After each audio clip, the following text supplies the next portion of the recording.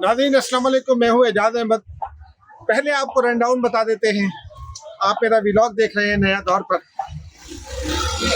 इमरान खान और शाह महमूद कुरैशी की जमानत मुस्तरद, जज का भी एक नुकसान हो गया। तफसीलात आगे बताते हैं। सुप्रीम कोर्ट के नामजद चीफ जस्टिस जस्टिस काजी फायद ईसा को हल्फ से रोकने के लिए दरखास्त सुप्रीम कोर्ट में दायर कर दी गई। तफसीलात थोड़ी देर में। पीटीआई को साइफर अदालत के अलावा सुप्रीम कोर्ट से भी एक बड़ा झटका। इसकी तफसीलात भी आगे बताते हैं। वफाकी काबीना की ईसीएल कमेटी का इजलास, 5 नाम निकाल दिए लेकिन कुछ नाम शामिल कर दिए। कितने हैं, कौन हो सकते हैं, इस पर आगे बात करेंगे। और नाज़रीन सबसे आखिर में आपको सदर के इलेक्शन कमीशन को लिखे गए खत के हवाले से एक बड़ी ब्रेकिंग स्टोरी से आगाह करेंगे। बड़ी खबर है, स्टेट में। नाज़रीन आज साइफर अदालत के जो जज हैं अबुल हसन जुल्करनैन साहब, उनके पास एक दरखास्त जमानत दायर हुई है शाह महमूद कुरैशी साहब की, और दूसरी दरखास्त जमानत के चेयरमैन पीटीआई इमरान खान की है। दोनों दरखास्तों को क्लब करके आज मुकदमा सुना गया। पीटीआई के बहुत सारे वकील हैं, जिनमें बाबा रवान भी शामिल हैं, जिनमें गौहर खान शामिल हैं, सलमान सफदर शामिल हैं, ये इमरान खान के वकील हैं। शेर मरवत शामिल हैं, ये भी इमरान खान के वकील में हैं। फिर पीटीआई के वकील अली बुखारी भी हैं, पीटीआई के वकील एक और भी शेख शाहीन भी हैं। उन्होंने भी दलाइल दिए। नतीजा क्या रहा, इस पे जरा बात करते हैं। आज जब अदालत ने आगाज किया समाअत का, तो एफआईए ने कुछ वक्त मांगा कि जी 12 बजे मुकर्रर कर लें, लेकिन जज अबुल हसन ने कहा कि अहम मामला है और ये कोई आम फौजदारी मुकदमा नहीं है, ये साइफर का केस है, इसलिए एफआईए को मुकदमा सुनना पड़ेगा। अभी आप सुनते रहे, आपके पास अगर आपके वकील नहीं है तो कोई और वकील मंगवा ले, लेकिन मुकदमा चलेगा। जिसके बाद पीटीआई के मेन वकील सलमान सफदर ने दलाइल दिए। उनका जो सारा फोकस था वो इस बात पर था कि जी इमरान खान बेकसूर है।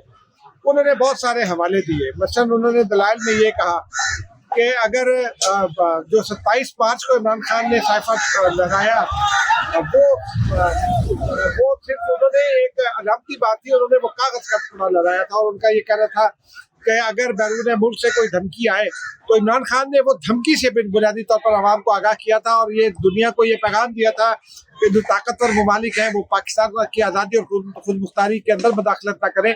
पाकिस्तान एक आज़ाद और खुद मुख्तार मुल्क है। उन्होंने ये भी कहा कि साइफर शेर अब्दुल मरवत ने बाद मीडिया से टॉक में भी बताया और अदालत में भी कहा कि साइफर को डी कोड किया वफाकी काबीना ने।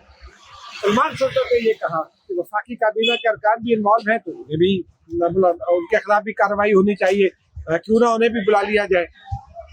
उनका ये फोकस था कि जी वजारत खारजा में एक आया, वो कॉपी उनका ये कहना था कि कहीं गुम नहीं हुई, वो तो वजारत खारजा में। जज अबुल हसन ने ये कहा कि जो कॉपी वजीर आजम की थी वो गुम हुई।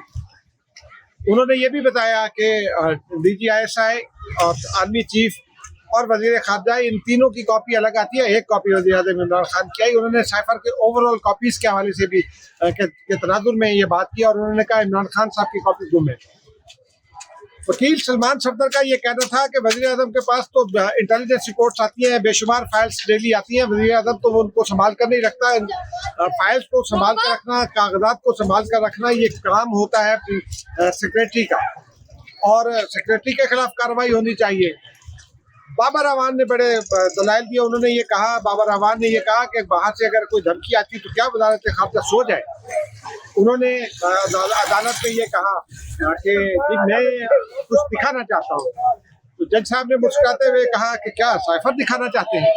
बाबा रवान ने कहा नहीं, मैं अबुल साइफर दिखाना चाहता हूँ। फिर उन्होंने कंप्यूटर चलाने की कोशिश की, लैपटॉप, तो उन्होंने कहा माफ कीजिएगा, साइफर मेरा कंप्यूटर अबुल साइफर को कबूल नहीं कर रहा। फिर उन्होंने मोबाइल से चला दिया। जनरल बाजवा की एक साबिक army chief general Bajwa, Qamar Javed Bajwa, उनकी एक वीडियो चला दी जिसमें वो ये कह रहे थे कि जो इमरान खान ने लहराया था वो तो कागज का टुकड़ा था। इमरान खान खुद ये तस्लीम कर चुके हैं कि वो गुम हो गया, साइफर गुम हो गया है। बाबा रवान का ये कहना था कि आजम खान कहाँ है, उनका वो तो कहीं नहीं है, उनकी कस्टडी में होना चाहिए था, कार्रवाई तो उनके खिलाफ होनी चाहिए। असद उमर की दरखास्त जमानत तो चूंकि FIA ने कह दिया था कि हमें इनकी जरूरत नहीं है फिलहाल गिरफ्तार करने की, तो 50,000 रुपये के मुतलकों पर हो गई। लेकिन कई घंटे समाअत हुई। वजीर खारजा के साबिक वजीर खारजा शाह महमूद कुरैशी के वकला जो हैं उन्होंने जो दलाइल दिए उसमें उनका ये कहना था कि शाह महमूद कुरैशी पढ़े लिखे आदमी हैं, बैरून मुल्क से पढ़ के आए, वज़ीर आज़म भी बैरून मुल्क से पढ़ के आए, सब जानते हैं और ऑफिशियल सीक्रेट एक्ट की कोई खिलाफ वर्जी नहीं हुई। PTI के वकला ने ये भी इस्तदलाल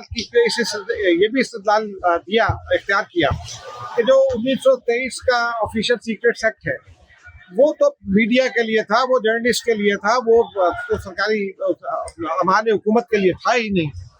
लेकिन बहरहाल उसके बाद उन्होंने अपने मजीद दलाल इसी बुनियाद पर दिए, पूरा कई घंटे दलाल दिए गए। शुएब शाहीन ने भी दलाल दिए, उनका भी मौक़िफ़ यही था कि जी सब पढ़े लिखे आदमी हैं। फिर सैफत तो वज़ारत ख़ारजा में है, सैफत तो कहीं गुम नहीं हुआ, वो तो ऑफिशियल डॉक्यूमेंट है, ये है वो है। बहुत सारी उन्होंने तमाम चीज़ उन्होंने टेक्निकली और क्रिटिकली उसको किया। और उनका ये कहना था इमरान खान के वकला का कि जितना इंतकाम का निशाना इमरान खान को बनाया जा रहा, तारीख में किसी को नहीं बनाया गया। ये गौहर खान ने भी कहा। तारीख में तो खैर लोगों को फांसियाँ भी दे दी गई, लोगों को सड़कों पर मार दिया गया और अभी तक इंसाफ नहीं मिला, ये अलग बातें हैं। लेकिन जो PTI के वकला है वो ये बिल्ड करने की कोशिश कर रहे हैं कि इमरान खान को बहुत ज्यादती का निशाना बनाया जा रहा है और किसी खास वजह से बनाया जा रहा है, और सारा डायरेक्शन जो है वो एक खास सिम्त में ले जाने की कोशिश की जा रही है। उसी डायरेक्शन में तमाम दलाइल दिए गए।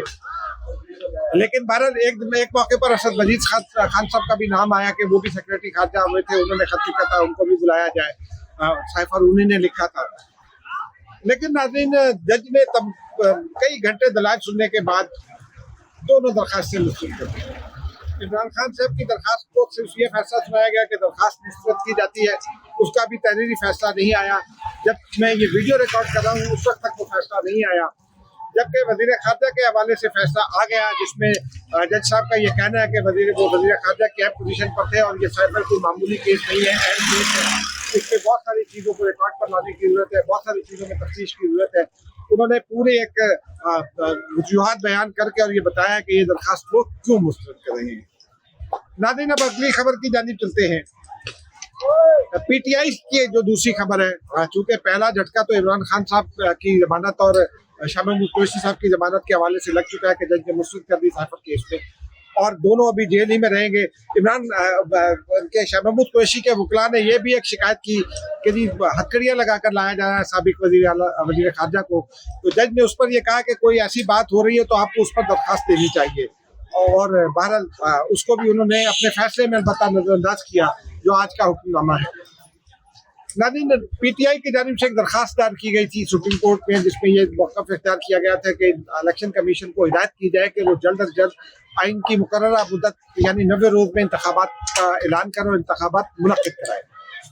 सुप्रीम कोर्ट ने आज वो दरखास्त वापस कर मुस्तरद कर दिया। सुप्रीम कोर्ट का ये कहना है कि दरखास्त गुजार ने जो पहले मुताल्लिका फोरम था उससे रुजू नहीं किया, और ये भी नहीं बताया दरखास्त में कि इलेक्शन 90 रोज़ में ना होने से दरखास्त गुजार का कौन सा इंसानी हक मुतासिर होता है।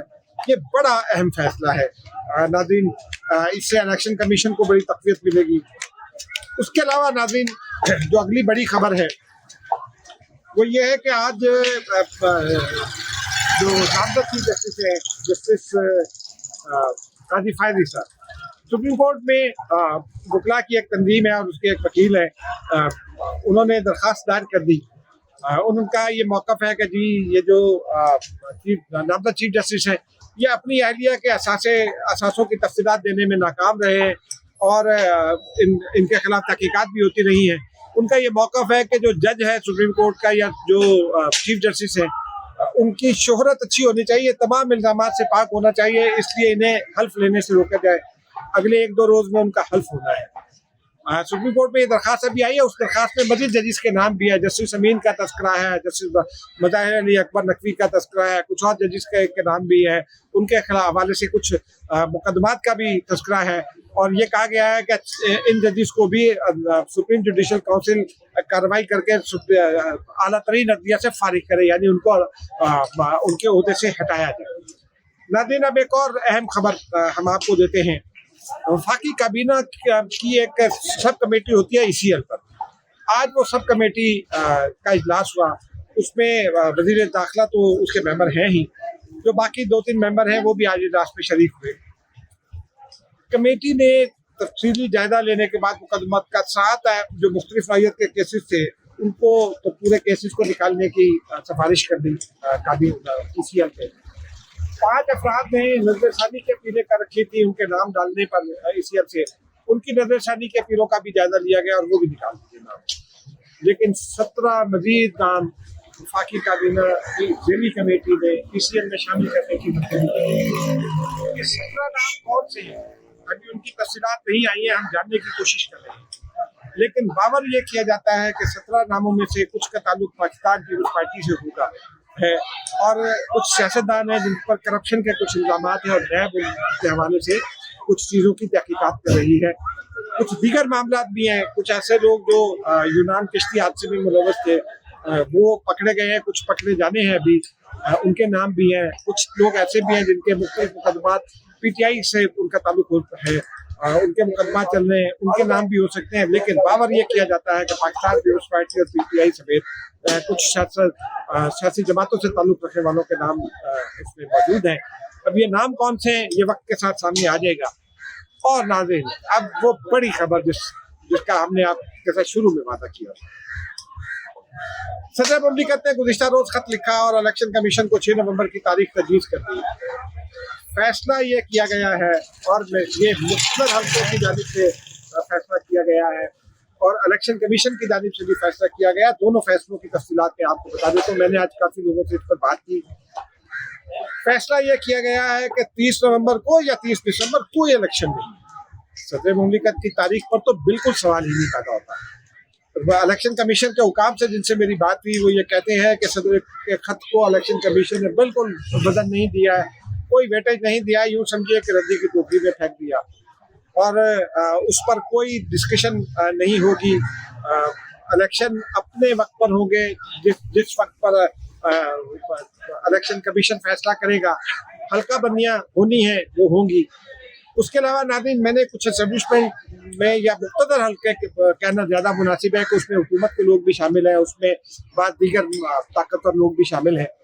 उनसे मैंने बात की, उनका ये कहना था कि सदर के खत पर ये को बिल्कुल उसकी कोई आईनी और कानूनी हैसियत नहीं है। फैसला कर लिया गया है कि सदर के साथ कोई ताउन नहीं किया जाएगा। सदर ने गैर आईनी और गैर कानूनी काम किया है, आइन और कानून के खिलाफ उन्होंने ये खत लिखा है। इस खत की कोई आईनी हैसियत नहीं है। ये भी फैसला किया गया है कि सदर के जो रूटीन के काम है जिसमें आइन में लिखे हैं सदर को, मसलन वज़ीर आज़म जो है और वो पाबंद है और वफाकी काबीना सदर को अपनी कारकर्दगी से आगाह करने के लिए उस किस्म के काम किए जाते रहेंगे। लेकिन जो इनसे हटकर काम है उसमें सदर मुमलिकत को कोई ताउन फराहम नहीं किया जाएगा। हो सकता है कारकर्दगी के हवाले से भी अगर सदर के कोई तफसीलात हो तो उस पर भी सदर को बिल्कुल उस पर उनके साथ ताउन न किया जाए। सदर मुमलिकत को भी मेरे ज़राए का ये कहना है कि ये पैगाम पहुँचा दिया गया है और उन्हें बता दिया गया है कि वो बस जो वो कर सकते थे उन्होंने कर लिया। ईवान सदर ये कई ज़राए ये कहते हैं कि सदर मुमलिकत मजीद किसी इक़दाम पर सोच रहे हैं। वो इक़दाम क्या हो सकता है हम आगे चलकर आपको बताएंगे। लेकिन सदर को ये बता दिया गया है कि आप अपनी मुद्दत पूरी करें इलेक्शन के बाद अगले इंतखाबात तक और घर चले जाएं। सदर एक लेन डक सदर बना दिए जाएंगे हुकूमत की जानिब से और उनकी किसी बात को तस्लीम नहीं किया जाएगा। नाज़रीन, ये बड़ी खबर थी, हमने कहा आपके साथ शेयर करने कि सदर मुमलिकत जो है उनको इस वक्त उनकी आईनी और कानूनी हैसियत के मुताबिक वो अपने ओहदे पर मौजूद रहेंगे। उन्हें निकालने की, उनसे इस्तीफ़ा लेने की कोई कोशिश नहीं होगी। लेकिन वो अपने ओहदे पर मौजूद रहेंगे बेहैसियत बेख्तियार सदर जो आइन के मुताबिक है, जो इख्तियारात आइन में लिखे हैं बस वो उसी के मुताबिक काम करेंगे और उनकी जो बाकी चीज़ें हैं उन पर हुकूमत उनको जैसे पिछले दिनों 1-2 वाक़यात में ताउन फराहम नहीं किया गया ब्यूरोक्रेसी की जानिब से भी, तो वो ताउन सदर को फराहम नहीं किया जाएगा।